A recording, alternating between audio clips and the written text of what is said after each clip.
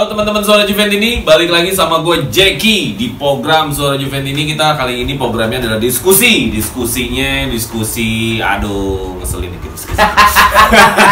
Diskusinya adalah tentang, ya biasalah. Oke, sebelah gue seperti biasa di diskusi berat-berat gue selalu ngajak dia ngobrol. Siapa ya? Ayas. Yes, diskusinya kali ini agak-agak ini nih, agak-agak mengecewakan, yaitu tentang tragisnya Juventus harus gugur di babak 16 besar, di mana sebenarnya Juventus hanya butuh 1-0. Tapi malah gugur. Ya walaupun pertandingan itu memang menang. Tapi kan yang kita incer bukan menang, tapi adalah lolosnya. Ya ini semua pada komen, semua pada teriak. Tragedi ya. Semua tragedi. Dan Suara Juventini baru bikin sekarang, tapi nggak apa-apa. Tetap hangat lah ya. Tetap hangat ya. Gimana ya lihatnya kemarin tuh? Gue sih kecewa, kalau gue kecewa. Lu gimana? Kecewa berat sih. Kecewa. Kita udah bicara kemarin inkonsisten, akhirnya terjadi lagi. Ya mereka nggak mau ngebunuh gitu, nggak mau jadi mesin pembunuh, jadi nyulitin diri sendiri. Iya. Ya. Termasuk pelatihnya kayak menyulitkan diri sendiri gitu. Nanti kita bahas lah di. Karena gue ngeliatnya gini, kita nih bukan kalah sama Munchen, bukan kalah sama PSG. Yang notabene-nya di setara atau di atas kita ya? Iya, setara atau di atas kita. Bukan kalah sama misalkan kayak liga dari klub Inggris gitu loh, adalah liga-liga top lah. Itu justru dari Liga Portugal. Kemarin kan kita bikin previewnya aja, statistiknya aja kalah jauh. Butuh cuma 1-0. Tapi ternyata nggak lolos. Cuman kadang kita lupa ya, dua tahun belakangan emang kalahnya sama klub-klub di atas kertas, di bawah kita gitu. Di bawah kita. Jadi menurut gue ini kayak dibilang kutukan ya nggak pengen dibilang kutukan. Iya. Dibilang badut Eropa ya kadang bener juga. Iya. Tapi ya gimana ya? Ya menurut gue sih dengan materi seperti ini harusnya gue ngerasa kalau cuma Porto doang harusnya lewat. Harusnya sih lewat. Ya kita lihat deh, ada data apa waktu lawan Porto, sedikit mereview. Waktu kita lawan Porto, Juventus vs Porto.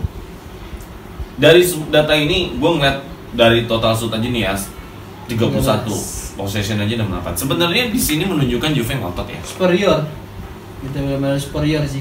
Juve ngotot. Cuman kalau gue lebih perhatiin bang, kayaknya Juve babak pertama tuh benar-benar nggak mau ngebunuh gitu. Apalagi pas menang udah sempat membalikan keadaan, comeback ya kan, dia tuh benar-benar nggak mau ngebunuh, itu aja sih. Malah lebih Pirlo nih kayak kesannya kemarin nyari extra time gitu loh. Harusnya di jadi tuan rumah, posisi Juve unggul segalanya, bunuh gitu loh.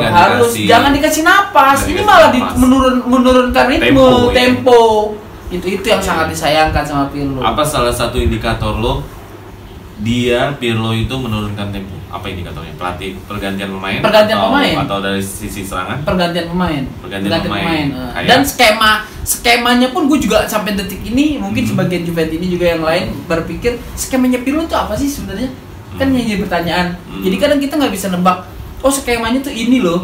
Dia kalau misalnya gagal, ya mesti ada plan B-nya dong. Tapi ini enggak, kayaknya Pirlo memang kesannya bingung gitu. Bingung ya. Tapi kemarin saat 2-1 benar-benar kelihatan kita nurunin tempo. Itu yang lo notice ya? Iya notice. Dan yang terakhir itu yang gue notice banget sih. Ya emang kita banyak kali ya Bonucci itu sering blunder, sering bikin ngeselin kita, apalagi. Tapi digantinya Bonucci kemarin itu buat gue menghilangkan satu opsi untuk menyerang. Karena Bonucci lagi benar-benar long pass-nya tuh lagi dapat berapa kali gitu ke Chiesa. Iya. Hilang gitu kan. Nah, kenapa Bonucci yang diganti? Gitu. Kalau Chiesa jelas kemarin Chiesa udah kecapean, terakhir aja dia ngambil bola aja udah kecapean lepas bolanya ya kan. Tapi kalau Bonucci sih sangat disayangkan sih, opsi untuk menyerang jadi berkurang gitu. Harusnya ini bisa lebih full membantu ya. Iya. Ya kalau dilihat data nih, kita lihat data nih. Data di sini katakan ada total shoot aja 31. Sebenarnya sih ngotot Juventus. Dari data ini sebenarnya shot on targetnya 13, shot off targetnya 7 ya kan, corner kicknya ada 19. Terus kesempatannya ada 5. Ya jadi sebenarnya tuh di dalam kotak penalti aja dia ada kesempatan 22 kali peluang. Iya. Jadi kita nggak ngerangsaknya tuh bisa ya. Anehnya Ya memang pertandingan ini hasilnya sih menang ya. Passingnya banyak, ya kan? Passing suksesnya banyak. Yang lomba, yang bola panjang, sama crossingnya juga banyak. Dribblenya juga menang. Ya cuman memang dibutuhkan mentalitas ya. Mentalitas. Menurut gua mentalitas ini yang bikin perbedaan akhirnya. Kalau ngomongin kualitas teknik, data ini menunjukkan kualitas teknik Porto Juve jauh yang menang. Tapi mentalnya untuk benar-benar buat ngunci biar kita lolos itu yang hilang. Bahkan kita di menit akhir kena mistar ya. Wah, gila sih itu Cuadrado. Itu gila sih Cuadrado benar-benar. Kalau dia sedikit nurunin kekuatan tendangannya mungkin gol itu, tapi ya sudahlah akhirnya berada-ada terus kita. Cuadrado ya. Ya itu yang gua sayangkan adalah kita hanya butuh 1-0. Ini pertandingan nggak sulit. Sulitan mana sama waktu lawan Atletico? Ya, itu Atletico sih benar-benar serem sih gitu loh. Atletico skuadnya lebih ngeri dibanding lebih gila, lebih dari Porto ya jauh ya. Sereman mana sama Madrid? Walaupun memang kita nggak lolos, tapi menurut gue itu mental Juventus banget. Dan nggak lolos pun kita seneng ya. Kayaknya perasaan bangga. Gue menang di kandang Madrid 3-1 ya kan. 3-1-nya sama dikasih penalti. Betul, dan di menit akhir kan Buffon sampai di kartu merah ya kan. Sangat bangga sih waktu kesingkir dari Madrid. Bahkan dari Munchen pun walaupun nyesek ya kesingkir jadi 4-2, gue bangga sih lawannya sekelas Munchen ya kan. Iya, jadi memang kita harus lihat sebenarnya kalah ini pantas, nggak lolosnya pantas atau enggak. Apa enggak, apalagi dengan fresh grad-nya Pirlo ya. Iya, kita nggak perlu nggak banyak berharap sih sebenarnya di UCL karena ya 9 final cuma 2. Beda sama Milan 9 final 7 dia dapat ya kan. Ya memang hoki kita beda di UCL. Hoki kita memang beda sama UCL, tapi kita nggak ngomongin sejarah, kita ngomongin bener-bener nih lawan Porto ini gue bener-bener kecewa sih. Dalam artian kita nge-review, kita ngulik di sini bahwa Porto itu nggak sehebat, datanya nggak sehebat yang kita lihat. Jadi ya nggak sehebat. Ya tuh terbukti hari ini Juventus mendominasi, cuman akhirnya nggak lolos. Jadi kayak memang leg pertama tuh benar menyulitkan diri sendiri. Di leg kedua malah ke bawah. Dan kayaknya golnya juga kadang-kadang nggak penting, penalti. Iya. Terus gol bebas, kaget, dikasih. Gol dikasih. Iya. Betacur, aduh. Gue juga pas nonton pas babak 1 yang si Demiral, aduh pakai penalti ngehe. Jadi dejavu kasusnya sama Lyon kemarin ya. Kita bisa comeback lawan Lyon kan? Lawan Lyon juga comeback kita, tapi gagal gol tandang. Menyakitkan sih memang. Gol gugur karena gol tandang itu menyakitkan sih. Jadi menurut gue emang udah, ya memang menurut gue ya butuh perubahan. Nggak bisa Pirlo mengandalkan strategi sekarang kalau tetap masih mau dipakai. Iya. Ada slide apa lagi nih? Ini ada yang mau lo bahas gak dari ini? Ya gue sih kembali lagi ya, shot on target kita 13, berarti memang kiper Porto sih momok sih. Lo notice gitu. Kiper Porto ya? Kiper Porto momok sih. Di menit akhir gue inget banget tuh waktu kita lagi nyerang, yang di leg itu harusnya ya walaupun harusnya lihat VAR, tapi ada kontroversi di situ. Harusnya kan setidaknya wasit ngelihat VAR, tapi nggak ngelihat VAR. Dia sempet ada satu pemain Juve, gue nggak tahu, tapi nggak pernah disiarin ulang tuh di menit-menit akhir. Sundulannya ketepak sama kiper. Itu kenceng loh sundulan di menit-menit akhir extra time. Banyak deh. Banyak save-nya dia itu banyak pasti. Save-nya di sini nggak ada data. Oh nih, 10. Gitu loh. 10. Yang sangat sedih lagi di menit ketiga. Itu Morata depan gawang gitu loh. Crossingnya cakep banget. Yes. Kenapa jadi ketahan gitu, kipernya emang lagi momok sih buat Juve. Ya, udahlah. Itu udah puyeng gua ngeliatnya. Sampai detik ini pun ya ngerasa ya nonton Juve jadi ambyar gitu loh. Kita biasanya 3 hari sekali nonton Juve, sekarang seminggu sekali. Iya, cuma liga doang. Sebenarnya karena lawan Porto aja sih ini. Iya. Kalau misalkan udah langsung ketemu Munchen terus kalah ya sudah. Ya sudah gitu ya, udah angkat oper, udah mau gimana lagi ya kan lawannya tim gitu. Super gitu kan. Dan entah kenapa presiden kita masih belum mau ngikutin jejak tim super di Eropa. Gak mau stay on top. Itu yang selalu bongkar pasang pemain, beli ini, bongkar ini, nggak pernah nyaman, bikin, akhirnya nggak bikin kerangka gitu, kerangka bakunya tuh nggak ada. Agnelli maunya zona nyaman aja. Zona nyaman kalau kita masuk final UCL juga 2 kali. Yang pertama karena Allegri nggak tahu, udah hokinya juga gede kali. Yang kedua karena memang permintaan Allegri, minta Higuain dapat UCL, walaupun dia gagal, tapi dia tetap ngujudin sampai final. Walaupun dibongkar pasang saat itu sama manajemen. Tapi itu meraung-raung di kepala gue, ada Juventini yang ngomong gini, nggak ada Ronaldo aja bisa UCL, bisa masuk final bisa UCL. Final, ya. Meraung-raung, ada berarti juga. Ada berarti. Malah ada Ronaldo kita kayak mundur satu langkah ya. Lawannya tim-tim ya dibilang di bawah juga. Itu fakta juga, nggak bisa disalahin. Oke, selanjutnya. Nah, ini kita langsung aja ke Juventus, penilaian yang paling besar. Ini rating ya berarti ya? Ini ratingnya dari apa sih? SofaScore. Dari SofaScore, Rabiot paling besar. Cuadrado. Emang Cuadrado ini gila di sini. Ini nggak capek-capek nih pas di sini. Ini sih nggak layak kalau menurut gua. Sofa entah lagi. Chesney nggak layak. Tapi kok Morata dikasih nilai segini ya? Morata bukannya banyak peluang dia? Enggak kan, tapi kan dia banyak hilangnya juga. Banyak hilangnya juga ya. Chesney sih yang gue. Ronaldo yang mati sih. Ronaldo parah. Harusnya ini lebih nih, Chiesa. Chiesa harusnya lebih.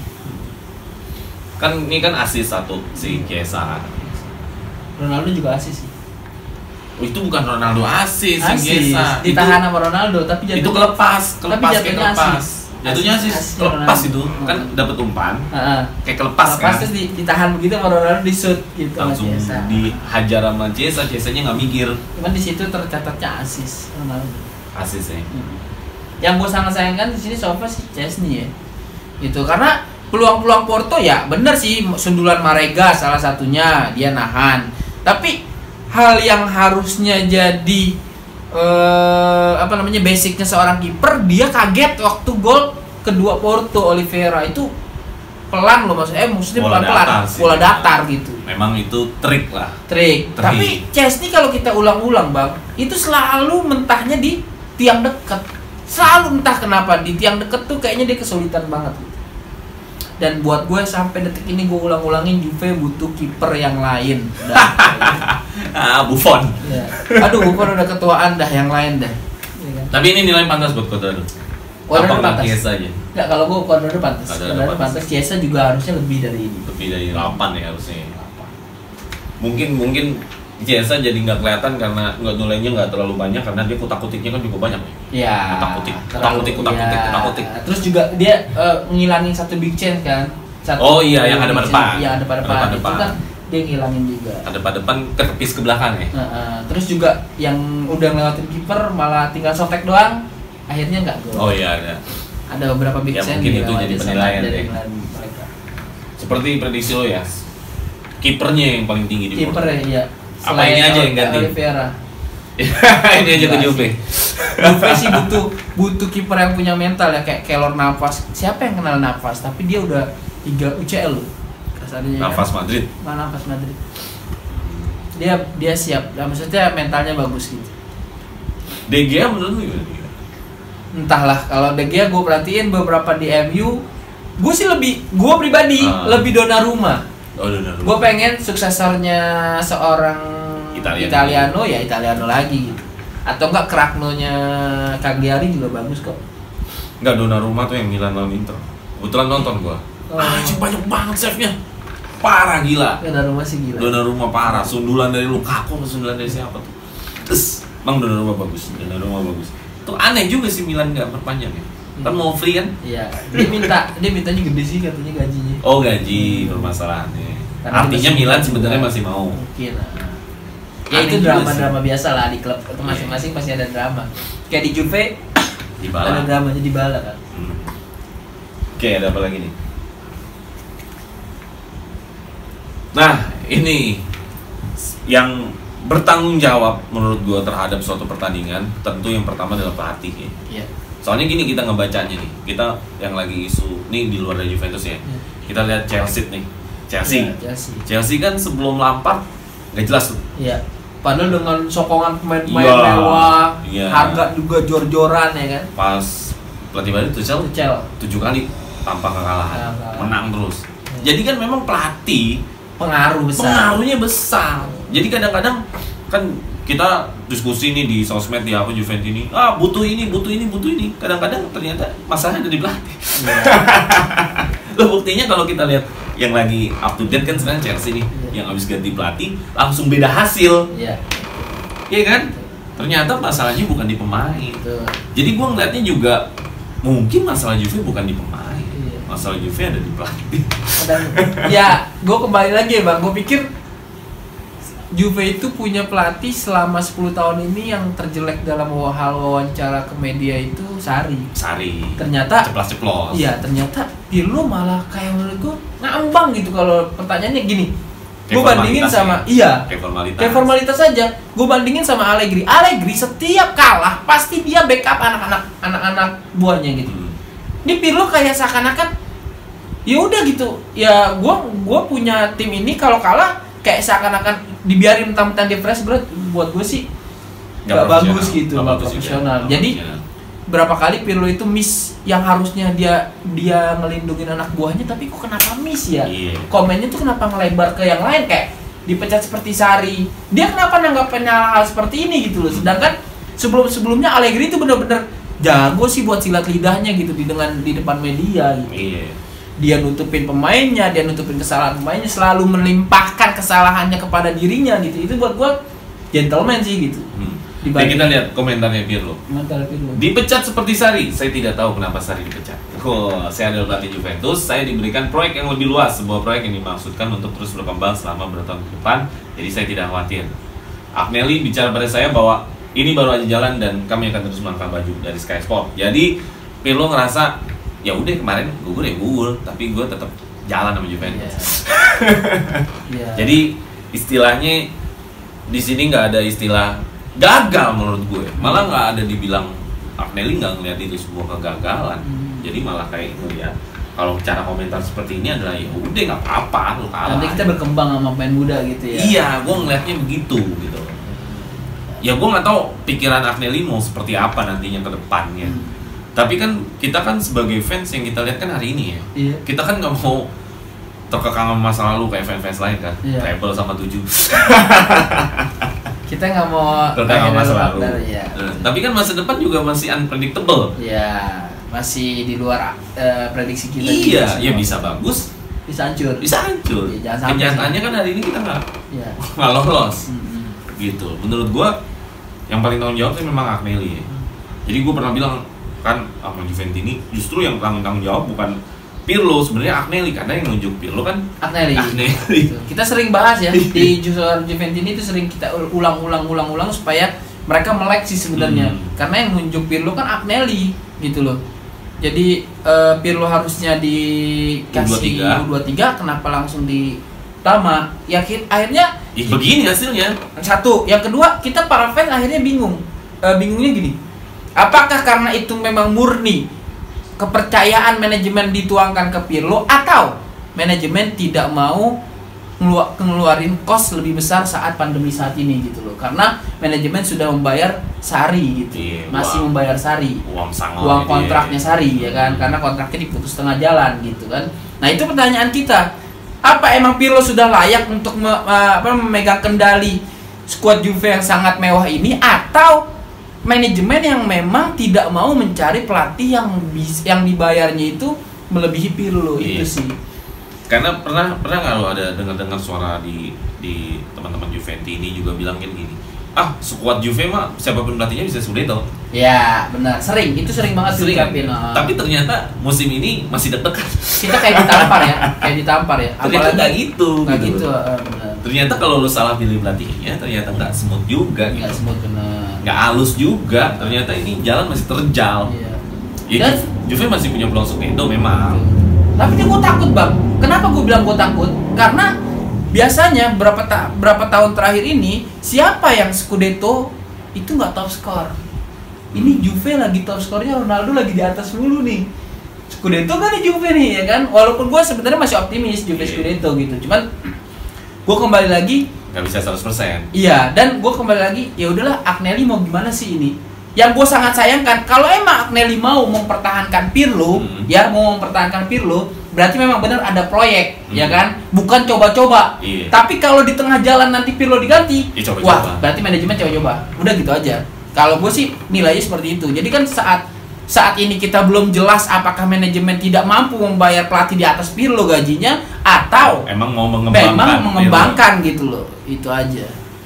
Kita lihat lagi kalau komentar dari pemain tadi, pelatihnya komentar dari pemain dari Chiesa dulu. Chiesa intinya gak ada yang positif dari malam ini, gak ada alasan lah. Gua rasa Chiesa memilih sikap gentleman lah. Ini walaupun dia main golin. Ini sih anak muda yang menurut gue Juventino banget ya. Entah karena dia pengaruh bapaknya yang Juventino atau memang dia sudah Juventino. Iya. Dia padahal nggak pernah main di Juve. Nggak pernah. Kan dia bilang biarkan anak saya yang apa namanya mewakili impian saya itu bermain di Juve. Nah Chiesa ini saat kalah itu dia dipuji sama legend kita kan, nama Del Piero saat dia komen. Dia menyatakan tidak ada yang positif padahal saat itu dia golin 2. Iya. Gitu. Jadi buat dia gol 2 itu bukan apa-apa kalau nggak lolos gitu kan. Ini sarkas banget sih gitu loh, satir banget sih maksud gue. Maksudnya benar-benar Chiesa ini menganggap kalau bukan timnya ya, lolos lebih besar lah. Ya, klub lebih besar dibanding dirinya. Dari gue lebih senang sih. Dan dia nggak update loh, nggak update dengan 2 golnya itu, nggak pernah disebut sama dia 2 golnya padahal golnya gila-gila. Bagus banget. Golnya pertama bagus. Sangat sayang sih yang nggak dapetin dia. Beruntung Juve dapetin dia. Nah dari satu pemain lagi nih, si Delight bilang bahwa ini sangat nggak enak dengan cuma lawan 10 orang keluar dengan cara seperti ini. Iya benar juga. Lawan 10 orang. Jangan kan mereka. Ini 10 orang menit berapa ya? Menit 54. 54 gila. Masih ada 30 menit setelahnya ya. Posisi 1-1 atau 2-1 sih? Hah? Posisi pas kartu merah posisi masih 1-0 kalau nggak salah. 2-1 sama. 1 sama. 1 sama kalau nggak salah.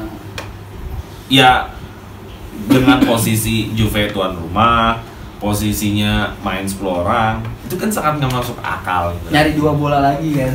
Gila sih. Sangat nggak masuk akal. Kok bisa-bisanya nggak lolos?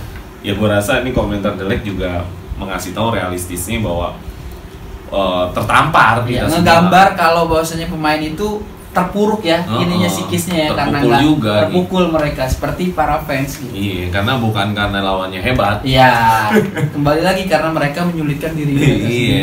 Ya ini komentarnya pemain nih. Ya inilah yang bisa mewakilkan dari menggambarkan kenapa kita kemarin gak gugur ya. Kemarin gugur ya. Oke, ada komentar di luar dari internal Juve. Nah, para legend juga ikut komen. Ya kita ke Del Piero dulu. Simple nih dari Twitternya ya kalau nggak salah ya. Del Piero bilang Juventus butuh perubahan. Ini bias sebenarnya. Perubahan tuh maksudnya apa? Apakah ganti pelatih? Apakah nambah pemain? Nambah manajemen? Nyindir pelatih atau dia nyindir manajemen? Bahasanya bias. Tapi kalau lo sendiri, perubahan apa yang dibutuhin? Kalau gue perubahan sikap ya dalam menentukan langkah Juve ke depannya gitu. Karena beberapa kali kita ngelihat keambiguan keambiguan manajemen Juve gitu. Pecat Allegri, ganti Sarri. Sarri udah Scudetto, bawa Scudetto, dipecat juga. Ya kan? Ini ambigu nih sebenarnya nih. Seorang para fans diberi celah untuk apa namanya berfantasi apa sih sebenarnya yang terjadi gitu loh. Kedepannya kejelasannya kayak gimana nih? Dan kedepannya akan seperti apa? Apakah akan seperti MU Manchesternya Sir Alex yang terombang-ambing setelah ditinggal apa gimana nih? Dari Allegri ke Sarri menurut gua benar-benar manajemen itu fatal. Ya ada orang yang bilang 10 tahun salah sekali ya nggak apa-apa lah wajar. Tapi untuk tim sekelas Juve nggak layak sih menurut gue gitu loh. Stay on top. Harusnya stay on top gitu loh. Seorang Agnelli udah nggak bicara lagi downgrade, tapi harusnya minimal bisa sama atau enggak upgrade gitu loh.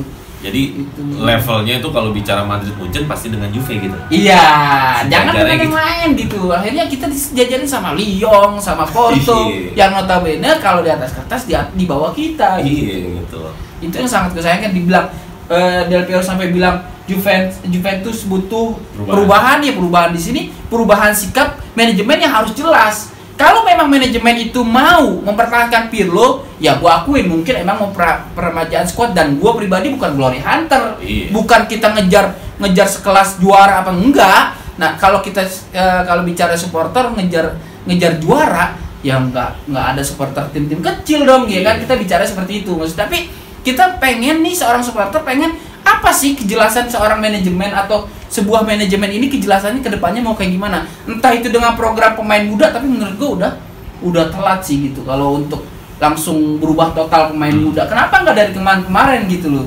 Gitu Allegri sempat mau, tapi akhirnya mentah lagi, targetnya lebih tinggi. Allegri mah tim kita sih nyonya tua. Iya. Kebanyakan veteran. Iya, karena Allegri tahu tekanan Juve itu besar gitu loh.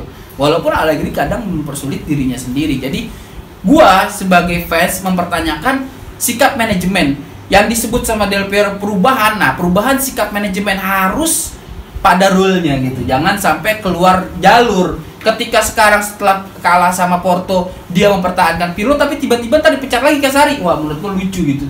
Sekelas manajemen Juve. Kalau gue perubahan di sini pelatih ya. Kalau gue kita lihat nanti di akhir musim Juve peringkat berapa. Kalau di bawah peringkat 2 nggak bisa ditawar, harus ganti. Karena ngerinya kan kita tuh ngerinya kayak ada contohnya kayak MU, Inter sama Milan butuh bertahun-tahun untuk balik lagi. Antap. Iya. Ngeri banget gue, itu yang gue khawatirkan. Ngangkatnya lagi lebih susah daripada jatuhnya. Betul. Nah itu yang gue bilang perubahan gue lebih ke pelatih. Ya gue ngeliat di Chelsea, bener ya, ternyata cuma ganti pelatih langsung menang lagi dia sekarang. Iya. Langsung on track lagi. Iya gitu loh. Jadi menurut gue pelatih jadi penting. Oke, ini kata Capello. Ya, mengerikan banget ya ngelihat bola, cara mereka lompat dan ini gara-gara ini pagar betis. Iya. Mengerikan banget melihat bola itu dan cara lompat mereka ya. Ya ini nggak bisa diterima. Ya? Ini nggak bisa diterima. Iya, teknis di lapangan ya saat penjagaan jadi pagar betis itu pemain Juve seperti orang-orang pengecut dengan bola, nggak mau ngelihat bola akhirnya. Gua rasa sih waktu itu mungkin posisinya pemain Juve udah ngerasanya pengen ngejar aja kali ya. Jadinya pagar betisnya ngerasa kayak nggak membahayakan. Gitu. Iya, kalau gua perhatiin sih memang kan gitu kan udah menit-menit akhir kan. Mereka nggak nyangka, termasuk kipernya. Feeling gua Chesney pun lebih fokus sama pagar betisnya dibanding sama mikirin mau tendang kemana itu pemain. Kan harusnya seorang kiper berpikir mau tendang kemana nih? Di glosor atau di tinggi kan? Tapi Chesney akhirnya mati langkah. Jadi ritmenya itu mentalnya udah udah di paling nggak gol nih gitu. Iya, jadi itu mental jeleknya gitu. Ternyata itu di trik kan. Malah kena triknya Oliveira. Gitu. Tendangan bebas kayak gitu bukan skill itu, udah trik gitu. Udah trik banget dan nggak ada lagi yang jagain di situ. Aduh. Pinter juga itu tendangan. Pinter. Oke, ada selain apa lagi itu dari di luar Juve. Iya. Nah ini mungkin nggak bisa mewakili langsung dari manajemen, tapi setidaknya ini masih bagian dari manajemen Juve. Kata Elkan, ini adalah proyek untuk ke depan 10 tahun lagi adalah hal yang dia bilang 9 gelar liga yang ada sekarang lebih baik ya dibanding waktu zaman kakeknya. Dan dia beruntung punya banyak pemain muda. Dan dia bilang ingin membangun masa depan dan harus fokus pada pemain-pemain muda. Ya kan? Ya sebenarnya nggak salah fokus sama pemain muda gitu. Tapi maksudnya kok sudah yang lu bilang ini kok kita udah 9 Scudetto kayak bicara baru pengen bangun klub ya? Iya. Itu yang gue bilang, manajemen kemana sih gitu? Jalannya manajemen tuh kemana? Kita nalar nih sebagai fans Juve, bukan kita ingat ya, Juve yang memilih kita jadi fans, bukan kita milih Juve, kata Boniperti kan.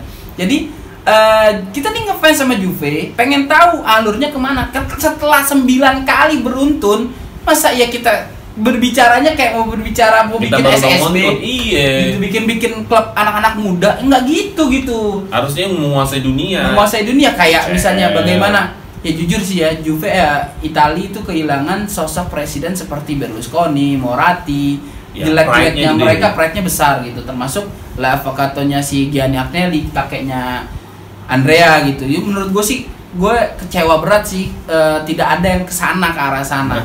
Mereka mendepankan megang klub tuh pride gitu, kayak Berlusconi dengan Milannya, Moratti. Nah itu sih sebenarnya masalah bahas cuan, waduh sangat banyak yang pantas untuk dibahas, termasuk ributnya Agnelli sama sebagian tifosi Juve. Itu bertanyakan sih, Agnelli boleh nuntut kepada tifosi, tapi saat tifosi mengeluarkan tuntutannya juga harus didengar sama manajemen, karena sebuah klub tanpa tifosi juga bukan apa-apa. Karena kalau gue lihat gini, kalau misalkan Agnelli yang dikedepankan adalah cuan, itu kan buat kepentingan dia.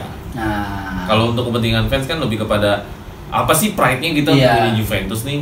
Ya Raja Eropa kan gitu. Kita butuh pride-nya itu lagi. 24 tahun sampai 25 tahun kita. Kalau nggak ada pride-nya itu kan ya apa yang mau kita banggain? Pride-nya memang kita udah di Scudetto Serie A udah di atas ya, pride-nya udah nggak ada lawan. Cuman kan kita pengen lebih lagi pride-nya.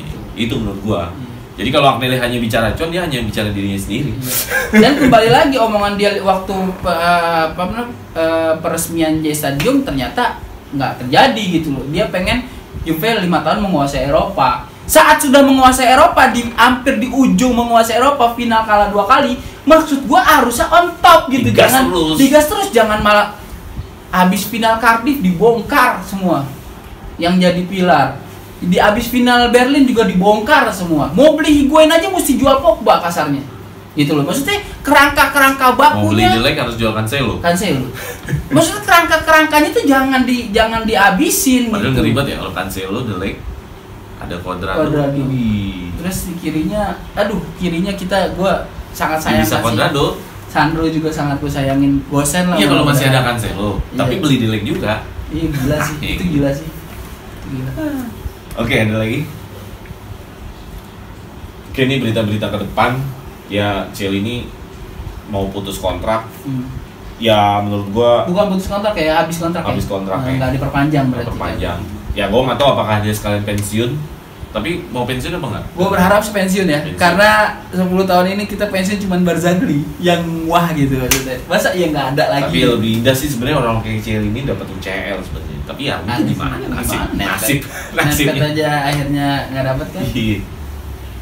Terus ya, ini planning ke depan ya jelas lah Michael Chiesa nggak mungkin dilepas. Gue sangat sayangkan si Chesney ya. Entah kenapa gue pengen Juve itu punya kiper bagus. Ya kita berkaca dari Liverpool lah. Liverpool di final UCL lawan Madrid hancur gara-gara Karius kan. Akhirnya dibeliin Alisson langsung juara dia gitu. Ya maksudnya seorang di zaman sepak bola modern ini kiper tuh penting sih gitu, penting banget. Bahkan Pep punya studinya dia kan kiper tuh butuh jadi bermain gitu, nggak sekedar di belakang gawang aja. Gitu. Ya kayak Neuer gitu kan. Ya kan? Akhirnya keren sih. Yang bakal cabut kemungkinan ada Ramsey. Cristiano Ronaldo sebenarnya masih 50-50 ya. Terus Pirlo masih stay. Gue gak ada masalah Pirlo stay, tapi lihat nanti akhir musim seperti apa ini bentuknya Juventus. Sekarang nggak bisa kita tebak ya, karena posisinya juga masih kejar-kejaran. Nanti di Giordata 33, 35 tuh udah kelihatan tuh. Nah, kan karena kalau udah 33, 35 tuh si Merda kalau masih terus bisa Scudetto dia. Iya, dia 35 aja dia bisa Scudetto. Kalau jarak poinnya sampai sekarang, gue berharap sih 5 maju lagi. Mudah-mudahan ya. Makanya gue bilang Juve bisa Scudetto asalkan Merda kepleset. Iya betul. Doanya harus kepleset. Makanya gue bilang nasib kita setengah di Juve, setengah di Merda. Iya betul. Akankah terjadi lagi kasusnya lawan Lazio waktu 5 Majo 2002 atau dia malah melanggang leluasa untuk juara? Ya, apalagi ada lagi? Kayak nggak ada lagi ya. Dah, jadi itu tadi keluh kesah kita. Jadi keluh kesah gue tadi, ya itulah yang tadi gue curhatin. Gue kecewa, terus juga ini harus tanggung jawab sih pelatih menurut gue. Manajemen juga ikut bertanggung jawab, terkhususnya Agnelli terlalu banyak bicara cuan. Jadi menurut gue, ya kan kita semua tahu datengin Ronaldo untuk cuan, bukan untuk mau UCL. Gue sih bingung. Banyak orang yang menyatakan kalau datengin Ronaldo itu untuk UCL ya. Kalau buat gue ngelihatnya nih, ya entah itu kalau pikiran tifosi lain sih ya silakan aja, fair aja ya kan. Mereka ngomongnya Juve beli Ronaldo untuk UCL. Buat gue Juve beli Ronaldo itu buat cuan, udah buat apa, jualan jersey gitu. Jadi kalau memang mau UCL harusnya skuadnya memang diperjelas lagi. Ya, dan kayak tandemnya itu Ronaldo juga Morata aja gitu. Pemain tengahnya siapa sih Juve gitu loh. Diperjelas lagi. Akhirnya kita kurang-kurangan, dan memang ya gua akuin sih kita lagi susah karena pandemi gini kan, tapi bicara klub sepak bola profesional harusnya punya jalan keluar gitu. Jangan stay maunya di zona nyaman aja gitu. Kalau salah Pirlo seutuhnya ya nggak bisa disalahin ya, dia pelatih baru ya. Pelatih baru. Kayak gue bilang, apa mungkin kalau ganti presiden bisa jadi Juve bisa berubah? Iya betul. Dengan plat yang ada ya. Iya. Entah itu Lapoel kan ya kan. Terus lu gimana? Terakhir mengenai ya kemarin-kemarin lah tentang Juve dan Juve ke depan, ada yang pengen lu sampaikan lagi? Ya buat gue sih cuma satu sih, manajemen maunya gimana. Itu aja sih sebenarnya. Kalau memang mau mempertahankan Pirlo, minimal disupport Pirlo-nya dengan pemain-pemain. Ya Pirlo kemarin kan cuma McKennie aja dia minta kan. Sisanya itu pilihan manajemen dengan Arthur tukar Pjanic dan lain-lain. Kulusevski waktu itu siapa ya? Kulusevski zamannya Sarri kan. Chiesa juga ya? Iya, gitu loh. Itu Chiesa juga kayaknya nggak ada campur tangan Pirlo deh. Cuman Chiesa katanya manajemen pengen mengitalianokan lagi Juve. Tapi ya jadi ambigu sekarang akhirnya. Mau Italiano apa Pret untuk dapat gelar Eropanya gitu, sebagaimana janji dia saat peresmian JSJ Stadium itu. Gue berharap manajemen punya sikap yang jelas. Yoi. Gitu. Jangan di tengah jalan akhirnya ngelepas Pirlo, posisinya Pirlo lagi ngebangun tim. Dan gue berharap Pirlo tidak menganak emaskan lagi yang namanya kalau dia harus punya skema sih. Ya kayak CR kalau lagi jelek ya. Kalau misalnya CR lagi jelek ya dan mengganggu skemanya, harusnya dia ganti. Yang gue bingung sekarang gimana mau dibahas skemanya, orang skemanya jadi nggak punya, itu yang jadi pertanyaan kita orang kan akhirnya nanti. Ada yang menarik juga tuh, tadi malam kan dia hat-trick tuh. Iya. Lawan Cagliari. Tapi zamannya Ronaldo di Madrid, hat-tricknya lawan Munchen. Bukan lawan Cagliari. Cagliari ya. Jadi kualitasnya udah berbeda. Jadi jangan senang dengan hat-tricknya Ronaldo gitu. Emang dia god, sebuah fenomena gitu sebagai robotnya sepak bola, fenomena sepak bola. Tapi untuk kontribusi dia di Juve ya sekelas hat-trick lawan Cagliari, kenapa hilang waktu kemarin lawan Porto gitu sih. Jadi maksudnya sangat disayangkan. Cagliari itu siapapun bisa golin lah kasarnya gitu ya. Yang penting lawan yang penting. Ya nggak nyepelehin Ronaldo sih. Ronaldo memang mewah banget kasarnya. Maksudnya kita lebih butuh tenaga Ronaldo di pertandingan yang kayak Porto kemarin, kayak waktu lawan Atletico gitu. Iya, betul, itu Atletico bener-bener dia ngebuktiin sih gitu. Tapi apakah itu karena pelatih lagi ya? Gue juga nggak tahu dah akhirnya gimana, karena gue lihat memang Pirlo nggak ada skemanya. Kalau Allegri sih skemanya jelas ya. Siapa yang nggak percaya kita akan balikan keadaan, jangan ikut gitu. Gue sih senang sama Allegri, Pretnya kayak gitu, gentle dia. Nah kemarin Ronaldo hilang akhirnya di Porto. Oke, kita lihat nih nanti ke depannya teman-teman, bagaimana nanti sikapnya Juventus dan perjalanan Juventus mengakhiri musim ini. Kita semua masih menginginkan Scudetto ya. Kita lihat perjalanan Juventus di musim ini, dan sampai jumpa di program Suara Juventini berikutnya. Fino alla fine, Forza Juve.